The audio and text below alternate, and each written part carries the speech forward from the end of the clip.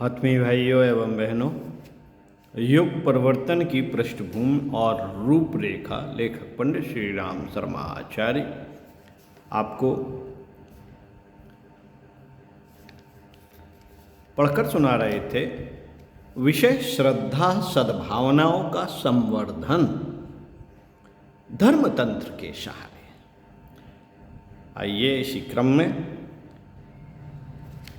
पृष्ठ 41 से पढ़कर सुनाते हैं क्रमशः।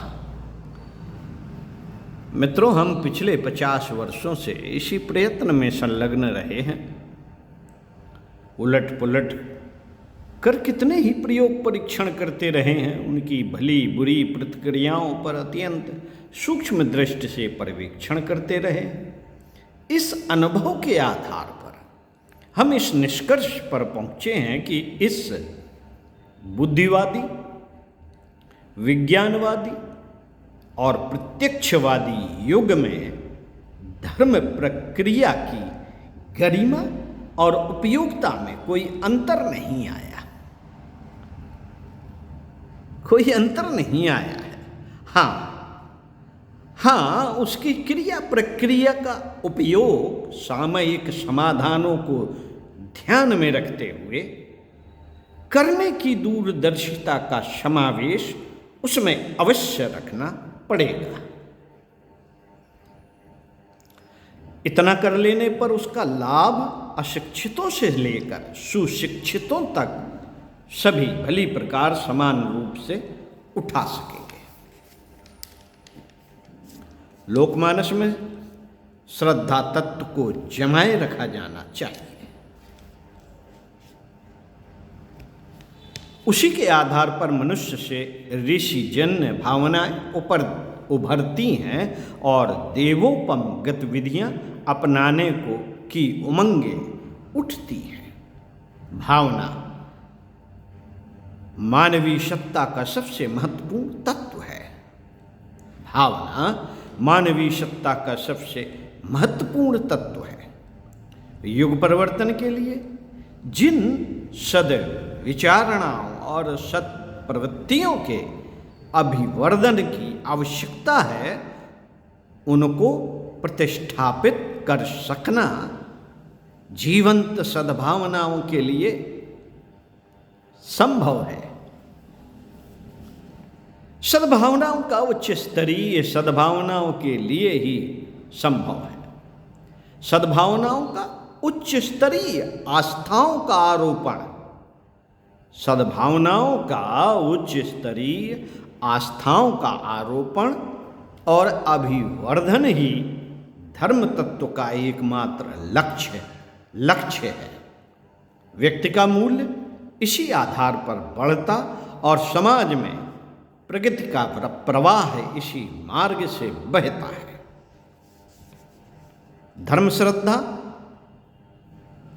शब्द यदि प्रस्तुत विकृतियों के कारण बदनाम हो गया हो और चिढ़ उत्पन्न करता हो, तो उसके स्थान पर उत्कृष्ट आदर्शवादी आस्था कहा जा सकता है या कोई और नाम दिया जा सकता है। जो हो, जनमानस में उत्कृष्ट आस्थाएं जमी रहने पर ही सत प्रवृत्तियों के उभरने की आशा की जा सकती है। अस्तु, नव युग के निर्माण की बात सोचते समय हमें धर्म तत्व को जीवंत और सक्रिय रखने की आवश्यकता भली प्रकार समझ लेनी चाहिए। मित्रों, सामाजिक राजनैतिक आधारों पर भी व्यक्ति के उत्कृष्ट बने रहने की बात कही जा सकती है, पर वस्तुतः वे थोथी दलीलें हैं। अंतरात्मा के मर्म स्थल तक धर्म श्रद्धा स्तर की प्रगाढ़ आस्थाएं यदि वे जमी ना रही सकी, तो मनुष्य श्रेष्ठता को नीति की तरह भले ही अपना ले, उसे आंतरिक प्रेरणा जैसा प्रबल ना बना सकेगा। इसके अभाव में कोई भी मनुष्य इस स्तर तक ऊंचा न उठ सकेगा कि संपर्क क्षेत्र में सम्मान और विश्वास प्राप्त करके कोई स्मरणीय महान कार्य कर सके। विवेक सम्मत सत श्रद्धा को परिपुष्ट करना जितना सरल धर्म तंत्र के सहारे हो सकता है, उतना अन्य किसी प्रकार नहीं। इसे जनमानस की भाव संपदा का उत्पादन और अभिवर्धन मानकर चला जा सकता है। मित्रों, हिंदू धर्म के क्षेत्र में धर्म मंच से लोक शिक्षण का कार्य हम करते रहे और इस निष्कर्ष पर पहुंचे हैं कि अन्य धर्मों में भी इसी आधार पर अपने अपने ढंग से प्रयोग होने चाहिए।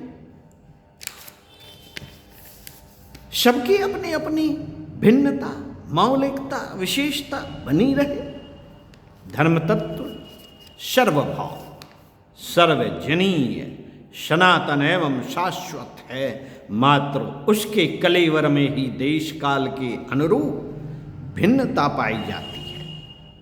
इन प्रथा परंपराओं में सदा से समय समय पर परिवर्तन होते रहे और यह क्रम अनंत काल तक चलता रहेगा।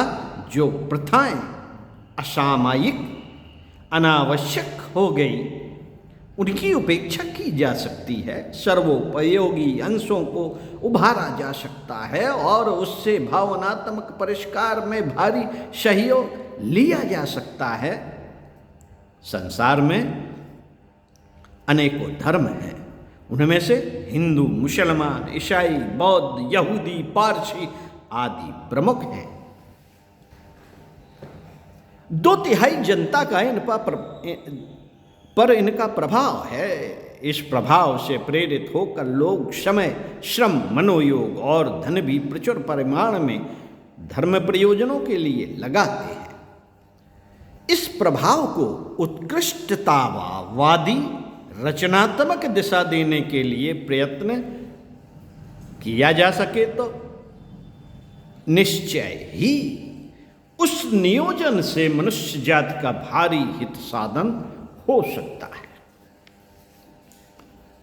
धार्मिक प्रथा परंपराओं की, मान्यताओं की, कर्मकांडों की, कथा पुराणों की, धर्मशास्त्रों की व्याख्या, विवेचनाएं प्रगतिशील आधार अपनाकर सहज ही की जा सकती हैं।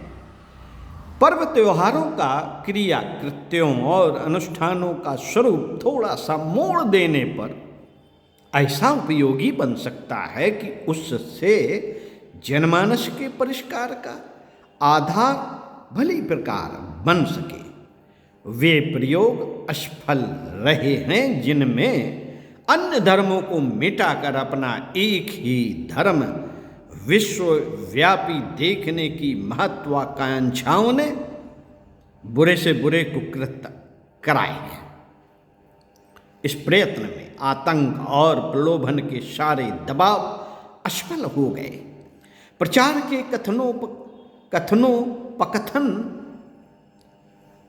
कथनोपकथन तो सफल होते ही कैसे। दूसरे वे प्रयोग भी असफल रहे हैं जिनमें सर्वधर्म समन्वय की चेष्टा की गई। विभिन्न आकार प्रकार के जीव जंतुओं के अंग प्रत्यंग जोड़कर एक नया प्राणी बनाने का प्रयत्न जिस प्रकार उपहासास्पद रहता, उसी प्रकार सब धर्मों का एक टुकड़ा इकट्ठा करके एक नए धर्म का सृजन करना, यह भी एक ऐसी कल्पना है जिसे पूरा करने के लिए अनेकों ने प्रयत्न किए और वे सभी निराश होकर बैठ गए। कारगर एक ही उपाय हो सकता है कि सब धर्म अपने अपने स्थान पर कायम रहे। वे सभी अपने भीतर की विकृतियों की, अनुपयोगी मान्यताओं की उपेक्षा करना स्वयं ही आरंभ कर दें। जहाँ कहीं परस्पर टकराने वाले तत्व हैं उन पर जोर न दें, एक दूसरे के पूरक और सहयोगी बनकर रहें। गुलदस्ते में कई तरह के फूल जब मिलजुल कर शोभा साधन बन सकते हैं तो कोई कारण नहीं कि धर्मों का पारस्परिक सहयोग सद्भाव मिलजुल कर मानवीय गरिमा को बढ़ाने वाली स्थापनाओं के लिए मिलजुल कर कदम न बढ़ा सके। मित्रों, युग निर्माण परिवार के छोटे से क्षेत्र में हिंदू धर्म की परंपराओं को युग के अनुरूप ढालने में जिस प्रकार प्रयत्न किया है, उस परीक्षण से अन्य धर्मावलंबी भी लाभ उठा सकते हैं। इस प्रयास में से जिसके लिए जितना उपयोगी रहे वह उसमें से उतना प्रयोग में ला सकता है। यह कार्य ऐसा है जिसे उसी धर्म की मूर्धन्य प्रतिभाओं को अपने हाथ में लेना चाहिए। बाहर के लोगों पर हस्तक्षेप करने जैसे आक्षेप लगाए जा सकते हैं।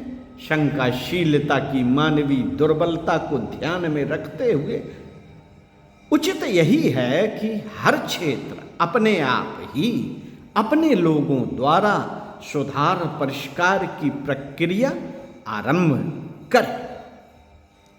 Swami Dayanand, Martin Luther, Bahaullah आदि अनेकों सुधारकों ने अपने अपने क्षेत्र में फैली विकृतियों की कटु आलोचना की और उनको सुधारने में बहुत हद तक सफलता भी मिली।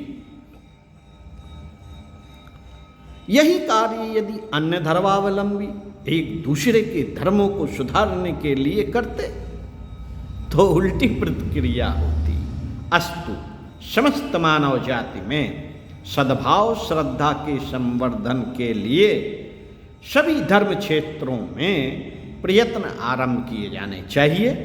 हिंदू धर्म के क्षेत्रों में जो कार्य युग निर्माण योजना करती रही है, उसकी प्रारंभिक रूपरेखा अन्य धर्मों के लिए भी प्रस्तुत करने का विचार है।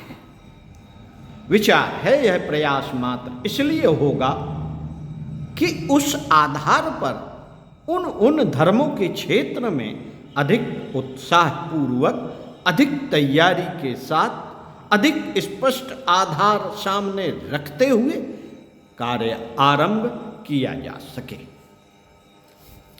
मित्रों, धर्म शक्ति का उपयोग जनमानस के परिष्कार के लिए अत्यंत सरलता और सफलतापूर्वक किया जा सकता है। सत श्रद्धा और सद्भावनाओं के सहारे ही नवयुग की सुखद संभावनाओं को मूर्तिमान किया जा सके, इसके लिए नया तंत्र खड़ा करने की अपेक्षा यही अधिक सुविधाजनक है कि वर्तमान धर्म संप्रदायों की मूर्धन्य सत्ताओं को युग की आवश्यकता पूरी करने के लिए सहमत किया जाए, अथवा ऐसे लोगों को धर्म मंच के सुसंचालन के उत्तरदायित्व सौंपे जाएं जो मानवीय अंतःकरण को प्रभावित करने वाली भावशरता की भागीरथी जनमानस में बहाने की उपयोगिता समझते हैं और उस महती शक्ति के उचित उपयोग में अपनी कुशलता का परिचय दे सके। ओम शांति। आपको अगले वीडियो में इसी पुस्तक से पृष्ठ 45 से नव निर्माण की 5 प्रमुख संरचनाएं पढ़कर सुनाएंगे और